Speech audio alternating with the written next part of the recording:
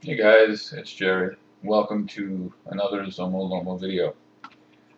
Today I'm going to take a look at, I got a request to take a look at the Avast version 6 that's currently in beta. I went ahead and downloaded the setup uh, here, and I'm going to go ahead and get it set up for you guys and see what it looks like. If we take a look at the setup itself, it is about 57.5 megs, not that bad as far as size is concerned. So it should be pretty straightforward, similar to their previous version. Um, but I'm pretty excited about this one because it's supposed to have virtualization built into it, which includes the free version. So if they pull that off, I think they have a pretty good product, especially a free product with virtualization going on here. So, oh, actually, I don't want to participate. Not right now, anyway. Um, so, and actually, Avast Internet Security is the one that I am going to install. I have, as I mentioned in previous videos, I do have Kaspersky on my main machine right now, which is coming up for renewal. And with this new Avast that's going to be launched, one of the internet security suites that I'm thinking about switching to, if I do switch, is going to be Avast. Is one of the ones that I'm actually considering. Now, don't get me wrong. I mean, Kaspersky has one of the best detection rates out there right now, and I really like Kaspersky. But the one thing that really drives me crazy about Kaspersky is it's a resource hog. So I know Avast is pretty light, or a lot lighter than Kaspersky, but their detection rate isn't currently, or with the at least with version 5, wasn't as good as Kaspersky. So we'll see how it does with this newer version. How much of a difference there is as opposed to version 5. Take a look at the new features and see what they got going on here. So. And again, I'll stress once again, this is a virtual machine that I've had established for quite some time. It's as true to life as you're going to get, as far as using it, on a regular basis. I've installed and uninstalled different things. I have other, as you can see, on-demand scanners that I installed on the virtual machine. So.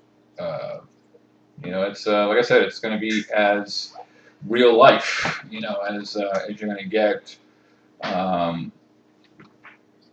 when you compare it to an actual desktop that somebody would have in the real world. So we'll wait for this to install. I haven't seen anything out of the ordinary as of yet as far as install is concerned. Doesn't really ask a lot. As far as questions or choosing things, it's been pretty easy to install so far, so that's good. So we'll have to see what else it does here. So this will be part 1, which is the overview that I currently, or that I usually do. First, we do an overview video, and then we'll get into the actual prevention and detection test that I usually do. So it looks like it's finishing the setup.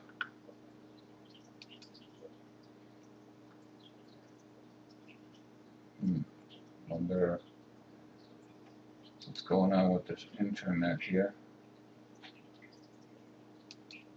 Tells me I have no connectivity. We'll have to check that out because I just downloaded this, so I'm not sure exactly what happened there.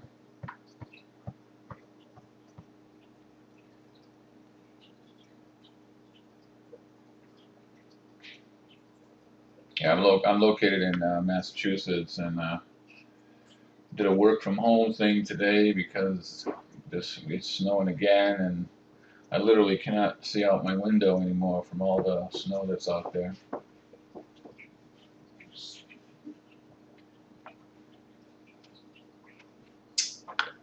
Alright, so I'll just pause it until we get past this finishing up, and I'll come. Okay guys, I'm back. It finished up with the setup. Now it has this welcome to Avast Internet Security. It's the most popular antivirus software in the world because of people like you telling friends about our award-winning protection. Thank you for choosing Avast. We want you to keep your protection up to date. And it says here that they're connected with Twitter and Facebook. So that's just an informational thing. Okay, so after it installs, it's going to do a quick scan of the PC. So I'll wait for that to do its thing, and I'll come back and we'll see what that looks like. So I will be right back. Okay guys, I'm back. Went ahead and let that quick scan run. I think I paused the video at about 2:45, and it's 2:50 now, so it took about 5 minutes to do that quick scan. You guys watching the video, you can obviously look at the time and you'll know a little bit more precise than me, but I think it was around 2:45 and back at 2:50, so about 5 minutes. It's not bad for a quick scan, and it says that it's successfully completed, and it's asking me to restart. So I'll go ahead and do that. Once the computer restarts, I'll come back and we'll take a look at the interface. So I'll be right back. Okay guys, I'm back, and the first thing it does when you reboot is you get this female voice that says that welcome to Avast or something like that, and you get a pop-up window that says that we've successfully installed Avast in our system. Then it asks you what kind of network do you have, just like the previous version. So we'll put in that we have a home network, and here's the icon that remains unchanged from the last version.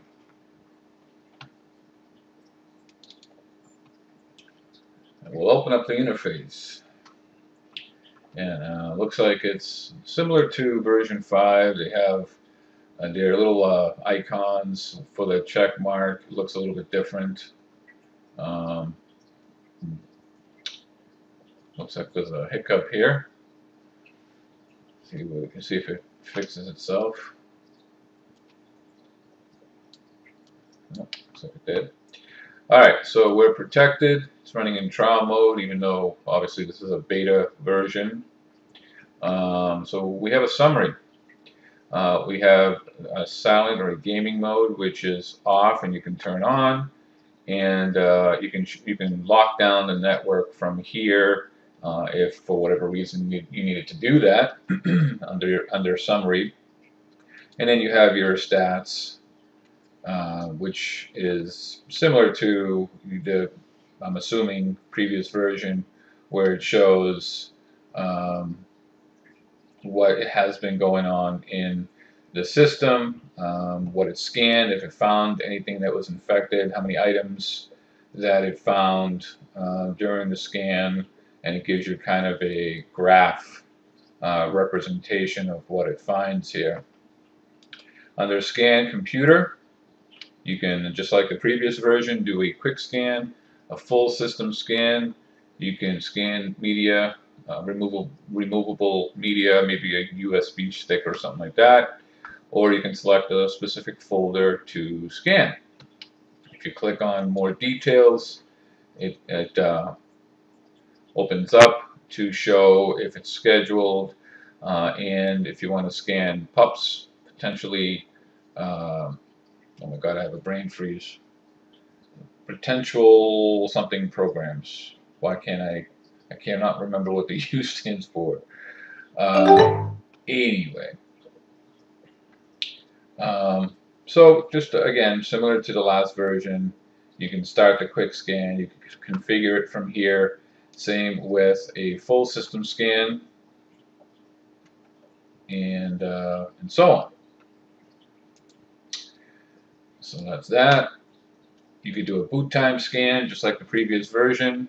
If you set this up or schedule it, next time you restart the computer, before anything boots up, while it's in the boot phase or mode, it will scan your computer, and you can also from here set the heuristics sensitivity from low to high or very strict.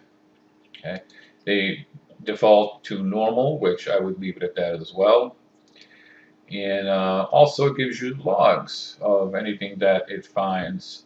So this is where you would locate your logs after you've run scans in the system. Okay. As with the previous version, you have your shields. You have all your different statuses. Your file system shield is running. If you have email or mail, you can scan your emails as well, and that's running. You have a web shield that's running, and from here you can also set up specifically the way you want it, go into expert settings and configure all these different shields the way you like it. You have pop shields, P2P. You have your IM shield here that you can configure and look at the traffic, what it scanned, what it found. Your network shield, everything is running. You have a script shield and a behavior shield. Okay, so if you ever want to see what's going on within Avast, what it's scanning, what it's finding, this is where you would get that information. Okay, then you have your firewall. We set it to home, and it shows you inbound and outbound traffic, which is pretty cool. Network connections. Okay, kind of talking to different devices and all that information there, which you have to be really an expert to understand. Application rules. You have your network utilities, and you have your logs. Okay. Now, under additional protection, this is where it gets different. Okay. Avast virus database has been updated. Okay. I don't know if you heard that, but it just updated the database, and our sexy little female friend with her sexy voice said that the definitions have been updated. Anyway, so you have your anti-spam. You have a sandbox, which from what I understand, like I said before, it's going to be available in the new version as well. I'm sorry, the free version as well. You have an auto sandbox. It says here the auto sandbox feature allows Avast to automatically run any suspicious programs inside the Avast sandbox at the moment the program is executed. This ensures that no damage can be done to your operating system on your files. Okay, so you can configure the auto sandbox. You can enable it. You can disable it. You can set different modes here to if it detects that it's something suspicious, you can either uh, auto move it, I guess you would say, for lack of a better term, but it can automatically move it into the sandbox, or it'll ask you, hey, this is suspicious. Do you want to run this in the sandbox? I would leave it as ask, just because I know that these tend to be a little strict, and a lot of times if you're trying to run games or things that are safe, but antivirus programs or suites, they'll think that it's a piece of malware or something that's suspicious. It'll automatically put it into a sandbox. So have it ask, and then you can decide whether to run it in the sandbox or not. So here you can browse and exclude files from running them into or running them in the sandbox. So anything that you think Avast might uh, detect as suspicious that you know is safe and you just want to automatically put it in this exclusion list, you can do that right from here. Okay. Then you have your exclusions, your list there. Here's some advanced settings. Everything is checked from the factory. Okay. Pops potentially unwanted programs. That's what I knew it was going to come to me. Anyway, so you have different actions. If it detects a virus, what do you do here? If that fails, what do you do? And then if that action fails, then what do you do? So you can kind of configure that. I like how they do it right from the factory, so we'll just leave it at that. Potentially unwanted programs, same thing. And anything that's suspicious, what to do within the sandbox. Okay. Packers, you have some choices there, some selections. You can set the sensitivity from the factory is set to normal, which I would leave it at that. Test hole files, I would not check this because if it checks everything, it might slow down your system considerably. So I would leave that unchecked and just let Avast do it by default. And then pups and suspicious files. Just check that for scanning of potentially unwanted programs. I would check that just because I would want my internet security program to do that for me. And then here you also have you can generate reports of what it finds and what it puts into the sandbox. So that's pretty cool. Okay. So you have auto sandbox, and then you also have your sandbox. You can put things in the sandbox manually from here. You have settings where you can configure it to your specifications. But this is more of if you want to run something in the sandbox and you want to do it manually, that's the difference between sandbox and now the feature that they have for auto sandbox, where again, Avast, if it determines that something is suspicious, you can automatically put it in the sandbox for you. This is Safe Zone, which is a unique feature here that, according to Avast, allows you to run your trusted sessions shielded from the rest of the operating system. By switching to the Safe Zone, you will get a clean desktop where you can manage your sensitive transactions such as online shopping, banking, without the risk of being monitored by spyware or keylogger. So if you're like me and you do a lot of online banking, you pay your bills online, you set up auto payments for your bills so you don't have to worry about it. But if you're worried that some keylogger is going to get into your system, by going into Safe Zone, you're kind of virtualizing your whole desktop and you're shielding it from the rest of your system, and it blocks any attempts by keyloggers or spyware or hackers getting into that specific zone and potentially getting your private information. So I think that's great. You have WebRep. The Avast WebRep module allows you to view reputation ratings for each website you visit, and even the result of the web searches you make. Technically, it works as a browser plugin. So, when you install Avast, it automatically installs this WebRep, which I think Norton has that component where it rates sites that you visit. So it has one for Internet Explorer. You can also install one for Firefox.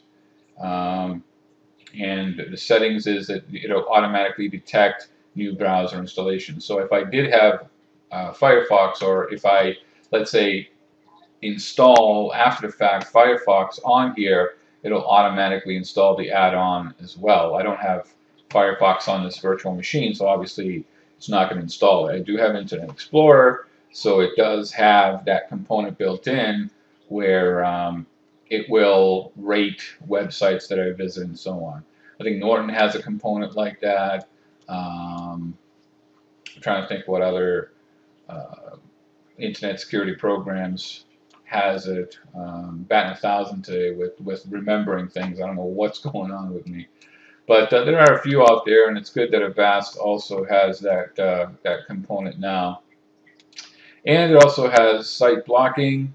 Avast enables you to block access to specific websites or URLs.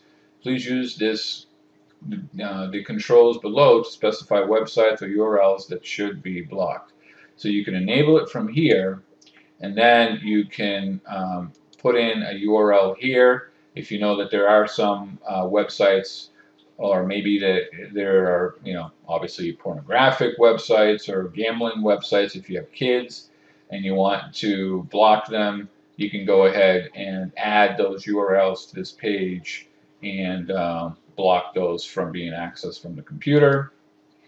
And then, just like the last version, you have your maintenance, you have your signature updates and program updates here. You have your subscription component, where once you purchase this or you install a trial, you can register your version or your copy of Avast. Here's your virus chest, where anything it finds, it quarantines and it lists what it found. And the About Avast. So it tells you what version you have, what definition version you have, and what components that it utilizes. Okay. So it has quite a few features on this new version. I like it very much. I like the fact that they pretty much they stuck with the interface that they used for version 5. I think it looks great. It's very well. It not only looks great, but it's very easy to follow the way that they configured it. So they did a nice job with setting this up, starting with version 5, and a huge improvement over the older versions of Avast that they used to have. You have a help center here, and you have settings, where from here you can configure everything from basic, all the way to maintenance and everything in between. You can configure passwords. So let's say you do have kids and you want to add URLs that you want to block from your kids accessing. Well, in that case, it would be a good idea to protect it with a password so your kids can't figure out how to go in and remove those URLs or go around it. So it's a good idea to password protect or enable Avast just for that reason. You can change the settings for your gaming mode. You can enable it from here and so on. So you have different settings that you can configure from here. Let's take a look at the task manager.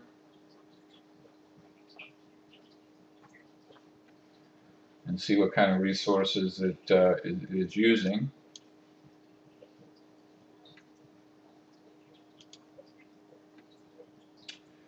Okay. Whoa. So it has 3 processes running right now, it looks like. Let's see, I don't think there's anything else. No, just the 3. And it's running about 1920, about 25, 26, 25 to 27 megs at idle. I wouldn't say it's low, but it's pretty comparable to other internet security suites. Let me start a quick scan and see what it looks like when you're running a scan.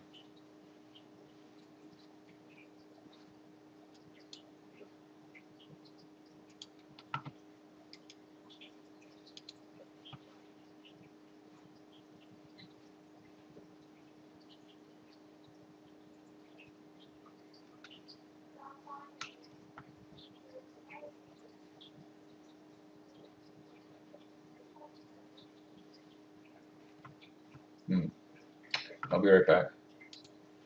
Okay guys, I'm back real quick. I am running a scan now. As you can see, it is running, and I'll refresh it just so you guys can see. It's still running at about 30 megs of memory, and CPU usage is from 20 to 30. So it's actually not that bad with a scan running. It's pretty low. So, and this is a beta version. So, considering everything and the fact that this is beta, if they stick with these numbers as far as usage is concerned, they should have a pretty good product here. I didn't see any other Avast processes that loaded once I started to scan, or at least I don't see it. I mean, if you guys, if I'm missing something and you guys see something different that I'm not seeing, let me know.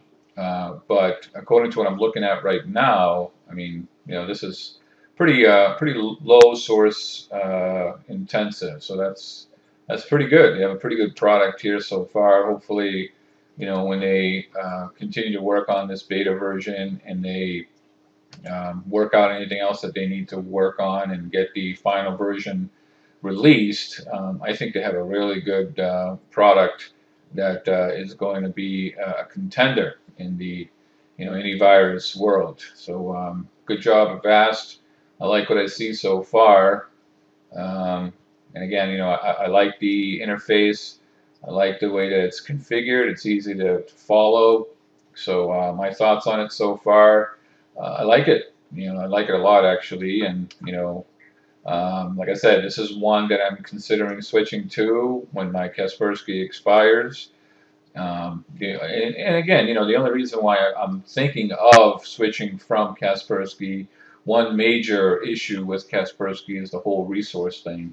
So yeah, so that's basically it for now. This is an overview. I wanted it to be a quicker overview, but still wasn't too quick. But I'm hoping that you guys got a good view of Avast, the Internet Security version, the beta version 6. And what I'll do is stop the video here and then come back and we'll do a prevention test. So hope you liked it. I'll be back and we'll take a look at the major function of it, the prevention and detection. So I'll be back soon. Thanks for watching, guys. Have a good day.